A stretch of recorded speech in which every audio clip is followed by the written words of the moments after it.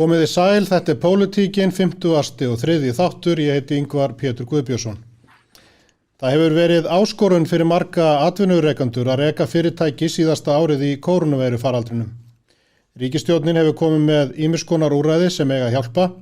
Þar má nefna launakostnað á uppsagnarfresti, frestun skattgreiðslna, stuðningslán, brúarlán til atvinnulífs, ýmsa ráðningarstyrki, lokunarstyrki, framhald á lokunarstyrkjum, tekjufallstyrki og viðspyrnustyrki. Í þessum þætti ætlum við að fá sögu frá atvinnurekanda. Við ætlum að heyra þær áskorunir sem hefur þurft að mæta og fá að vita hvernig úrræði stjórnvalda hafa gagnast. Gestur minn að þessu sinni Ísleifur Þórhallsson, framkvæmdastjóri viðburða hjá Senu. Vertu velkominn. Takk fyrir. Við byrjum aðeins á þeim geira sem þú ert í, afþreyingariðnaðinum.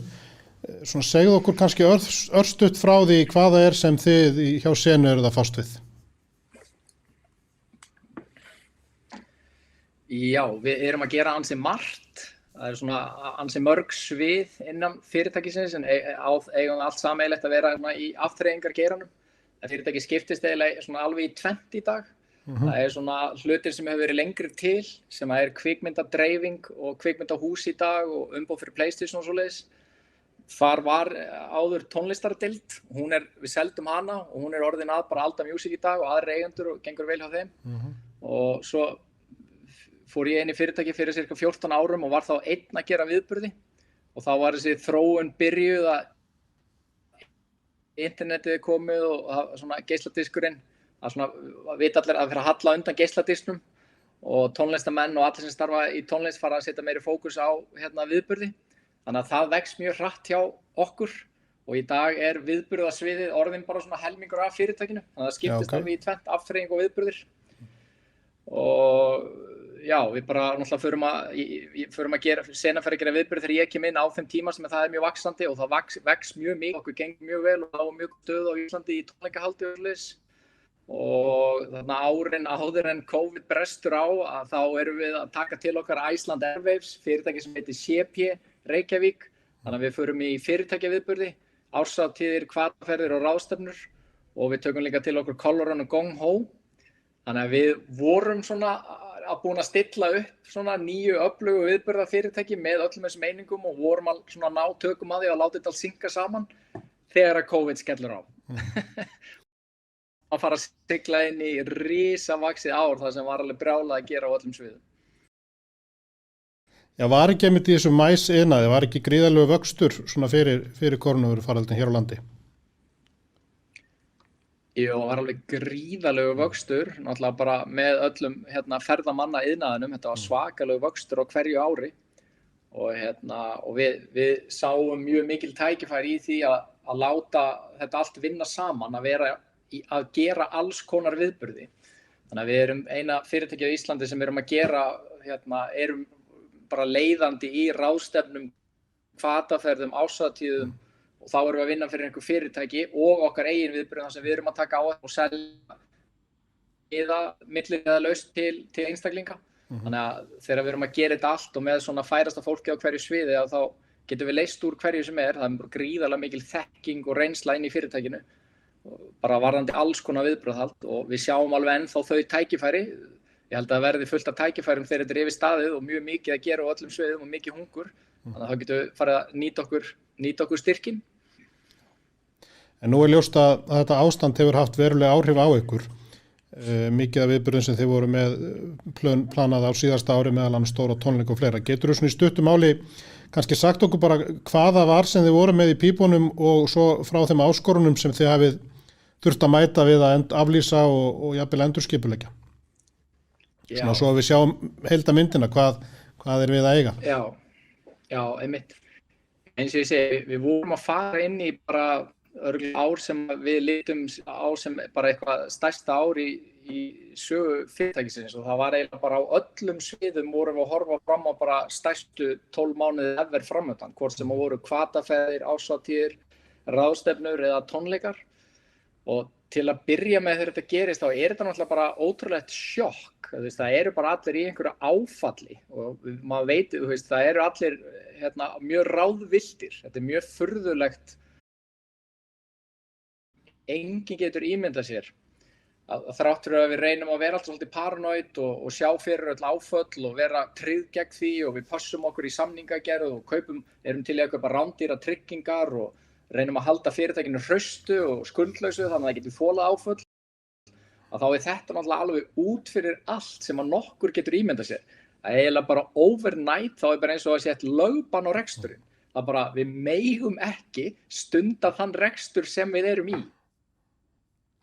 Þannig að til að byrja með þetta bara mjög mikið sjokk og áfall, sko. En svo fer þetta náttúrulega bara, og ég held að við höfum kannski gert mistök eins og flestir í byrjun að halda að þetta myndi ganga yfir á kannski 3-4 mánuðum. Þannig að það sem svolítið skondið í þessu ástandi að það oft nóg að gera hjá okkur að díla við ástandi þó við séum ekki að halda viðburði. Það bara starfið okkar breyttist bara í að díla við ástandið, að tala við kúnnana og færa og taka ákvarðanir og leysa úr ástandinu með listamönnum, umboðsmennum og fyrirtækjum og kunnum og partnerum, sko. Og við gerðum örugglega þau mistök eins og allra, færi þetta bara aðeins og stutt, færi þetta bara 3-4 mánuði og þá verður þetta yfirstaðið. Þannig að þá þurfti að taka aðra umferð og færa aftur og aftur og aftur. Og ég held að það veri kannski svona einhver vendipunktur hjá okkur þannig Verslunarmannahelgina þegar allir heldur þetta væri búið og Íslendingar áttu gott sumar og allir voru bara, já, þetta yfirstaðið, rosalega stóð okkur vel. Og svo kom bara nýjar hömlur með svona cirka sólarhringsins fyrirvara og þá var svona vendipunkturinn í okkur og við köllum staffið til okkur og segja það þýðir ekkert að bíða eftir þetta lagist, þetta bara ástandið þar til annað kemur í ljós. Og við þurfum að bara halda þá viðburði sem hægt að halda og hugsa eftir nýjum lausnum og þá fóru að fæðast allar þessar hugmyndir streymisviðburði, hybridviðburði, fjárhásatíðir. Þá var til hugmyndin Live from Reykjavík hjá Iceland Airwaves að gera jólagesti sem streymistónleika og allt þetta. En þegar við vantarlega þurft að... Það ansi gott að enda rönn í lok árs. Já, einmitt. Þegar við vantarlega þurft að endurgreiða mikið af miðum, heldur að svona þegar ástandið fer að vera eðlilegt að fólk verði tregara við að kaupa miða af ótta við að viðburðir falli upp fyrir? Nei, ég held ekki vegna þess að það hefur ekki þurft að hafa neina áhyggjur í gegnum allt þetta ástand. Neytendur á Íslandi eru mjög vel tryggðir og betur tryggðir og hafa sennilega meiri rétt en í flestum öðrum löndum og það truflar okkur ekkert, okkur finnst það bara fínt. Við höfum bara lagt mikla áherslu á það að koma vel fram við alla og láta öllum líða vel. Að þú þarft aldrei að hafa áhyggjur af því að kaupa miða hjá okkur alveg sama hvernig ástandið er. Ef það verður ekki af viðburðinum eða ef hann færður þá áttu skýlausan rétt til endurgreiðslu og fólk hefur aldrei þurft að fara í einhverja biðröð eða ná ekki í gegn eða neitt svoleiðis. Það bara ef þú vilt fá endurgreitt, þetta fer ekki fram á deginum, þá færðu endurgreitt. Þannig að og við töldum það bara mjög mikilvægt að standa okkur vel í þessu til að byggja upp traust og halda traustinu. Að fólk sé áfram til í að kaupa miða þrátt fyrir þetta ástand. Og ég held að það bara tekist mjög vel og fólk hefur engar áhyggjur. Svo hefur maður náttúrulega sveiflast fram og tilbaka hvernig mun fólki líða þegar þetta yfirstaðið, verður einhver hræðsla við að fara á tónleika, það sem að það gæti verið smá tróðningur og kannski, þú veist, það svona partur af tónleikum að þú ert með fullt af fólki inn í lokuðu rými, það eru tónleikar og verður einhver hræðsla við það. Það getur vel verið að við þurfum að ástafanir og passa upp á loftræstingar og spritt og hreinlæti og hafa aðeins meira pláss og svona. En ég held að það verði engin hræðsla. Ég held að það verði bara gríðarlegt hungur og alveg brjálað að gera á öllum sviðum þegar þetta er yfirstaðið. Ég ætla einmitt að spyrja því, sjáum við þessa tónleika eins og Andrea Bocelli, erum við að fara að sjá þá tónleika á þessu eða næsta ári kannski? Eða er það bara út af myndinni? Já, það er nefnilega málið að eiginlega allir tónleikar sem voru komnir í sölu, það hefur eiginlega engu verið aflýst. Þeir eru alltaf bara færðir. Það eru mjög sterkir sameiginlegir hagsmunir hjá okkur og listamanninum að láta þetta ekki ganga tilbaka, að fara ekki í cancel. Þannig að það hefur bara eiginlega ekki verið neitt einasta cancel, þetta er alltaf tilfærsla. Og við erum nýbúin að færa Bocelli í laugardaginn 27. nóvember á þessu ári. Okay. Og það, ég get alveg lofað því að með alla viðburði sem eru í sölu hjá okkur, þeim verður ekki aflýst, þeim verður alltaf í versta falli færðir. Og fólk hefur verið mjög duglegt að halda í miðana. Jafnvel þó að þessi réttur myndist til að fá endurgreitt þegar að við færum tónleika og viðburði, þá hefur verið lítið það og við erum óalega glöð og þakklátt með það.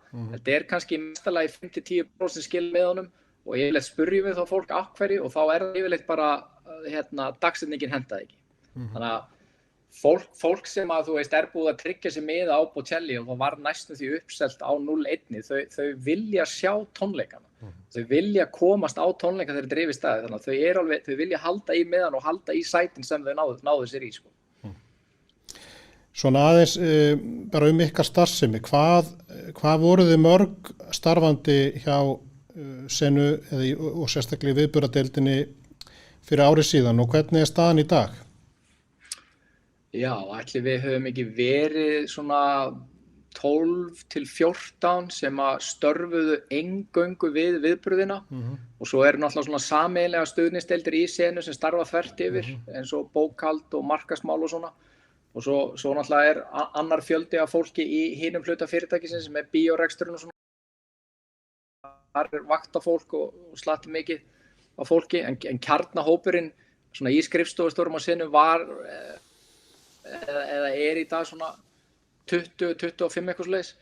Íventadeildin voru sennilega svona 12 til 14 og þetta náttúrulega búin að vera það miklar hamfarir og blóðsútillingar að eftir eru sennilega svona 6 manns í fullri vinnu. Og það má eiginlega segja að það sem eftir yfirmaður á hverju sviði í raun og veru. Yfirmenn á hverjum sviðum og ég og markaðsmanneskja og svo það bara stuðningsdeildina frá Senu sem vinna þvert yfir. Þannig að þetta er búið að sópa út starfsfólkinu hjá okkur sem náttúrulega ótrúlega sorglegt og búið að vera mjög erfitt. Þá kannski aðeins að þessum úrræðum stjórnvalda sem ég nefndi nú meðal annars í upphafi þáttarins. Hvaða úrræði hafið þið verið að nýta ykkur og hvernig hafa þau gagnast?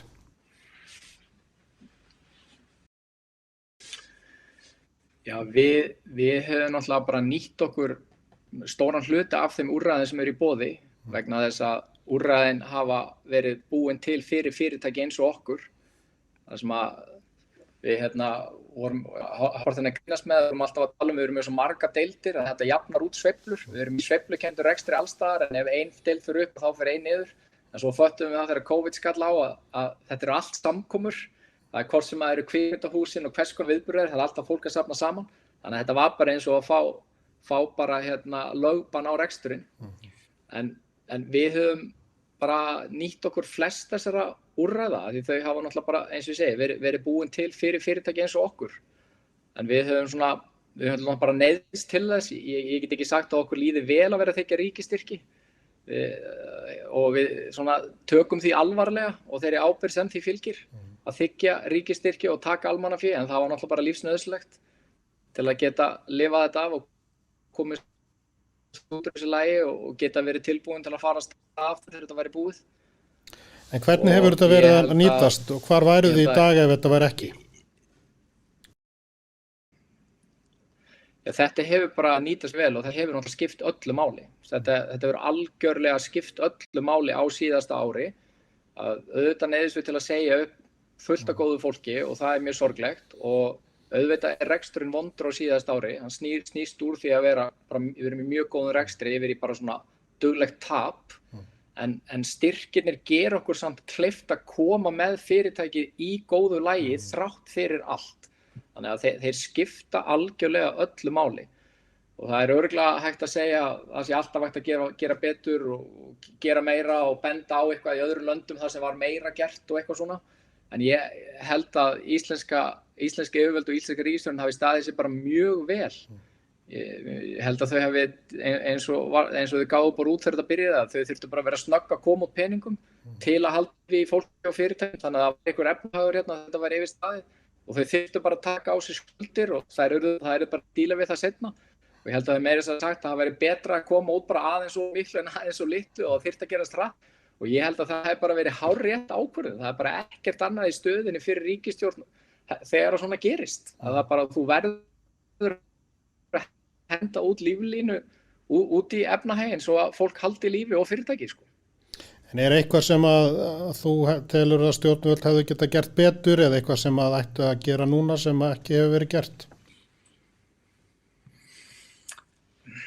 Sko ég á eiginlega bara erfitt með að kvarta. Mér finnst bara að hafa verið staðið vel að þessu og við höfum bara nýtt okkur þau úrræði sem eru til staðar og þau hafa munað öllu fyrir okkur. En það er örugglega hægt að benda á hitt og þetta og eins og ég segi, benda kannski á einhver önnur lönd og svona og við störfum á ansi mörgum sviðum og það kannski, maður svona, til að byrja með þá fréttir maður af að það vantaði kannski upp á einhverjar skilgreiningar og það vantaði að víkka aðeins netin og það voru einhverjir sem dutt á milli og voru ekki alveg gjaldgengi styrkina þó að þau ættu eiginlega að vera gjaldgengi styrkina. Þú veist, það voru einhverjir kannski sem voru ekki gjaldgengir í lokunarstyrkin, alveg voru alveg jafn mikið lokaðir og einhverjir aðrir. Eða þú veist, þau voru með 10% rekstur en samt ekki gjaldgengi eitthvað. En ég veit ekki betur en að því hafi öllu verið komið á framfæri og það hafi verið reynt eftir bestu getu að koma til móts við það og stoppa í götin. Það voru líka listamenn og sjálfstæðilaðir og verktakar sem kannski dutt á milli og ég veit ekki betur en að það hafi verið reynt að bregðast við því öllu saman. Þannig að ég á eiginlega erfitt með að vera kvarta. Ég eiginlega feginn að vera bara í landi þar sem hlutinni virka vel og það gott fólk við stjórnvölinn, sko. En þið voru nú, það var tekið eftir því að þið hugsuðu í svona nýjum lausnum í fyrra og þú komst aðeins inn á það áðan bæði með fjáráshátíðir og jólatónleika Björgvins og fleira. Svona, ef þú segir mér aðeins frá bara þessum nýju lausnum sem að þið komum með í fyrra og hvernig tókst til með þær? Því nú fólk orðið ansi vant því að vera bara við skjáinn. Já, það var þarna einhvern tímann í haust sem eins og ég segi, við ákvæðum, við getum ekki setið og beðið og við getum ekki unnið við að færa og við getum ekki alltaf verið að starta vinnu við eitthvað sem verður ekki af. Við verðum núna að koma með lausnir þannig að við getum haldið viðburði þrátt fyrir mjög miklar hömlur og það hljóta að vera leiðir að nota tæknina og streymið. Og þetta náttúrulega ansi skondið, við hefðum náttúrulega aldrei farið út í þetta nema við hefðum neyðst til þess, samt var ekkert verið að finna upp neina tækni, öll tæknin þarna og þetta allt hægt. Og ég verði alveg að viðurkenna það, þú veist, lengi framan að var maður bara, ég get ekki beðið eftir að fara að halda aðra viðburði og ég er einlega á þessum streymistónleikum með einhverjum stórstjörnum heima í Eldhúsinu og Nærbuxunum og eitthvað svona. Og þegar við settum allan fókus og allan kraft í að bara finna skemmtilegar góðar lausnir og gera það best úr þessu, þá urðu bara til mjög skemmtileg konsept. Það var bara til hjá okkur orðið fjárhátíð og við vorum með fullt af hugmyndum í kringum það til að gera þetta skemmtilegt fyrir starfsmenn, að ná þeim saman í spjall og senda heim matapakka og senda heim skreytingar og þetta sér sniðin dagskrá og listamenninni mæta einhvers staðar og þeir eru að tala við listamennina. Þú veist, það er engin annar að horfa. Þannig að þetta er ekki eins og þú sért að horfa á einhvern sjónvarpsþátt. Þau eru að tala við þig, nefna fyrirtæki þitt og nafn og það er interaction. Og þegar við vorum að kynna fyrir kunnunum þá voru sumir sem leist ekki aðeins á þetta og svo fórum við að stað og við vorum ekki einu sinni viss sjálf hvort að þetta myndi virka. Og listamennir voru að mæta, þau höfðu áhyggjur af því, þetta er eitthvað hallærislegt. Og stjórnendur fyrirtækina hefðu áhyggjur af því að starfsmenni myndi ekki skemmta sér. Og við höfðum all áhyggjur yfir því að þetta yrði eitthvað vandræðalegt. Og svo var það bara fyrsta svona viðburði að maður fann bara þetta er að virka. Fólk er ótrúlega þakklátt fyrir þetta og þetta er svo miklu betra en að gera ekki neitt. Og í þessu ástandi þá er fólk bara rosalega til í þetta. Þannig að við fundum bara á árshátíðunum fyrst að þetta virkar. Og þá gátum við svona farið að kynna þetta fyrir ráðstefnukunnunum og svona og það gaf okkur confidence til að fara að hugsa jólagesti Björgvins í fullri stærð, bara sem streymis og pay-per-view tónleika. Af því að við sáum þarna að þetta væri að virka.